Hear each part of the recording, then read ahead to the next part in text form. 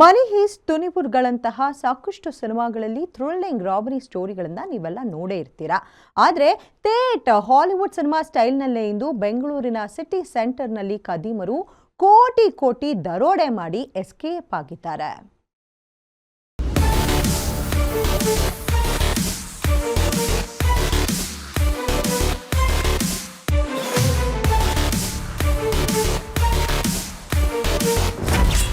Tax officer ಸೋಗಿನಲ್ಲಿ ಬಂದು 7 ಕೋಟಿ ದರೋಡೆ.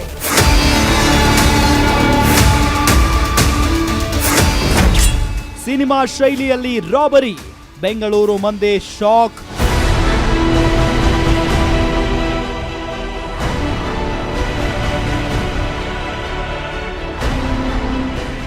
ಎಟಿಎಂಗಳಿಗೆ ಹಣ ತುಂಬಲು ಹೊರಟಿದ್ದ ವಾಹನವನ್ನ ಬೆನ್ನತ್ತಿದ ದರೋಡೆಕೋರರ ಗುಂಪು ಸಿನಿಮಾ ಸ್ಟೈಲ್ನಲ್ಲಿ ಬರೋಬ್ಬರಿ 7 ಕೋಟಿ 11 ಲಕ್ಷ ರೂಪಾಯಿ ದೋಚಿ ಎಸ್ಕೇಪ್ ಆಗಿದ್ದಾರೆ.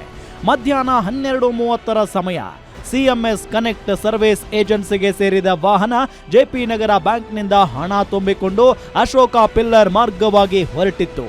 ಅದೇ ವೇಳೆ ವಾಹನವನ್ನ ಚೇಸ್ ಮಾಡಿ ಬಂದ ಇನೋವಾ ಕಾರೊಂದು ಅಶೋಕ ಪಿಲ್ಲರ್ ಬಳಿ ಸಿನಿಮಾ ಸ್ಟೈಲ್ನಲ್ಲೇ ಅಡ್ಡಗಟ್ಟಿತ್ತು.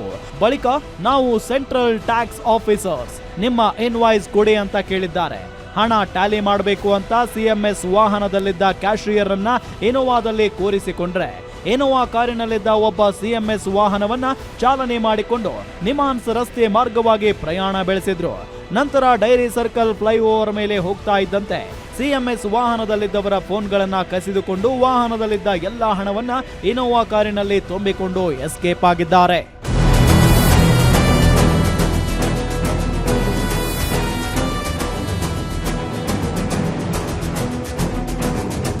ಬಳಿಕ ಸಿಎಂಎಸ್ ಸಿಬ್ಬಂದಿ ನಡೆದ ಘಟನೆ ಬಗ್ಗೆ ಮಾಹಿತಿ ನೀಡಿದ್ದು ಅವರು ಪೊಲೀಸ್ ಕಂಟ್ರೋಲ್ ರೂಮ್ಗೆ ಮಾಹಿತಿ ನೀಡಿದ್ದಾರೆ.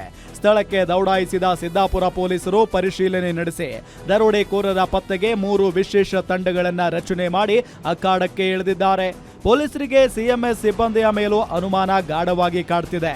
ಯಾಕಂದ್ರೆ ದರೋಡೆಯ ಟೈಮ್ ಲೈನ್ ನೋಡೋದಾದ್ರೆ ಮಧ್ಯಾಹ್ನ 12:30ಕ್ಕೆ ಹಣ ತುಂಬಿದ ವಾಹನ ಬ್ಯಾಂಕ್ನಿಂದ ಹೊರಗೆ ಬಂದಿದೆ.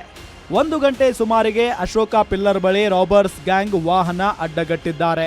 1:15 ಸುಮಾರಿಗೆ ಡೈರಿ ಸರ್ಕಲ್ ಬಳಿ ವಾಹನ ನಿಲ್ಲಿಸಿ ಹಣ ಶಿಫ್ಟ್ ಮಾಡಲಾಗಿದೆ. 1:38ರಲ್ಲಿ ಈಜಿಪುರ ಮಾರ್ಗವಾಗಿ ಹಣ ದೋಚಿದ ಇನೋವಾ ಕಾರ್ ಸಂಚಾರ ಮಾಡುತ್ತೆ. 2 ಗಂಟೆ 30 ನಿಮಿಷಕ್ಕೆ ಹೊಸಕೋಟೆ ಬಳಿ ಯು ಟರ್ನ್ ಪಡೆದು ಅತ್ತಿಬೆಲೆ ಮಾರ್ಗವಾಗಿ ಸಂಚಾರ ಮಾಡುತ್ತೆ.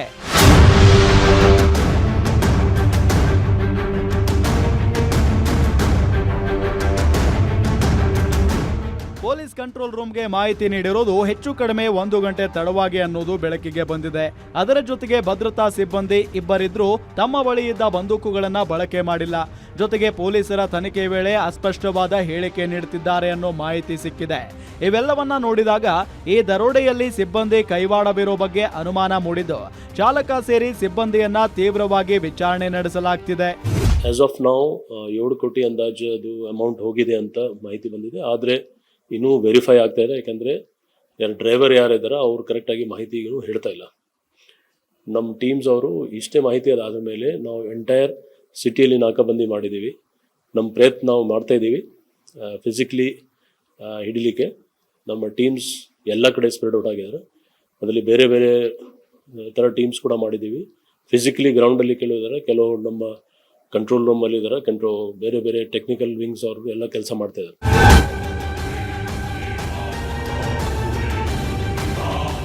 ಇನ್ನು ದರೋಡೆಕೋರರ ಕೃತ್ಯಕ್ಕೆ ಬಳಕೆ ಮಾಡಿರುವ ವಾಹನಕ್ಕೆ ನಕಲಿ ನಂಬರ್ ಬಳಸಿದ್ದಾರೆ.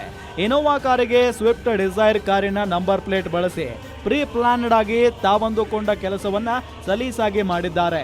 ಆದ್ರೆ ಅವರನ್ನ ಹೇಗಾದ್ರೂ ಪತ್ತೆ ಮಾಡಬೇಕು ಅಂತ ಫೀಲ್ಡ್ಗಿಳಿದಿರೋ ಪೊಲೀಸರು ಮೊದಲಿಗೆ ಸಿಟಿ ಹಾಗೂ ಸಿಟಿ ಔಟ್ಸ್ಕರ್ಟ್ಗಳಲ್ಲಿ ನಾಕಾಬಂದಿ ಹಾಕಿ ಆರೋಪಿಗಳು ಸಿಟಿ ಬಿಟ್ಟು ತೆರಳದಂತೆ ಎಚ್ಚರ ವಹಿಸಿ ಎಲ್ಲ ವಾಹನಗಳನ್ನ ತಪಾಸಣೆ ಮಾಡ್ತಿದ್ದಾರೆ. ಜೊತೆಗೆ ಸಿಸಿಟಿವಿ ಮಾನಿಟರಿಂಗ್ ಮಾಡ್ತಾ ಇನೋವಾ ಕಾರಿನ ಪ್ರತಿ ಮೂವ್ಮೆಂಟ್ ಮೇಲೆ ನಿಗಾ ವಹಿಸಲಾಗಿದೆ. ಸಿಕ್ಕ ಮಾಹಿತಿ ಪ್ರಕಾರ ಹಣ ದೋಚಿರೋ ವಾಹನ ಹೊಸಕೋಟೆ ಮಾರ್ಗವಾಗಿ ಅತ್ತಿಬೆಲೆಯತ್ತ ಹೋಗಿದೆ ಅಂತ ಗೊತ್ತಾಗಿದ್ದು ತೀವ್ರ ಹುಡುಕಾಟ ನಡೆಸುತ್ತಿದ್ದಾರೆ.